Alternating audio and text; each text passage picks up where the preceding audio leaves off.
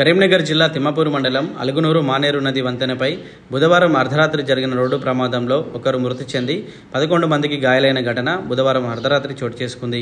LMD colony SI Anwar Pasha తెలిపిన వివరాల ప్రకారం ముందుగా వెళ్తున్న తమిళనాడుకు చెందిన TN52AB 2565 నంబర్ గల లారీని TS08UH 0461 నంబర్ గల టాటా మ్యాజిక్ వాహనం ఢీకొట్టింది.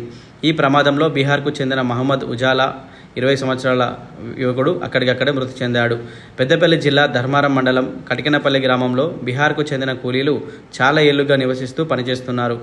గజ్వేల్లో ఫర్టిలైజర్స్ మోసే పనికి వెళ్లి 2 రోజులు పని ముగించుకొని టాటా మ్యాజిక్ వాహనంలో తిరిగి వస్తుండగా బుధవారం అర్ధరాత్రి అలుగునూరు మానేరు నది వంతెనపై రాగానే ముందు వెళ్తున్న లారీని ఢీకొట్టడంతో ఈ ఘటన చోటు చేసుకుంది.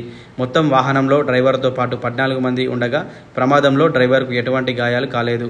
గాయపడిన మరో 11 మందిని 108 అంబులెన్స్లో కరీంనగర్ ప్రభుత్వ ఆసుపత్రికి తరలించినట్లు LMD colony SI Anwar Pasha తెలిపారు.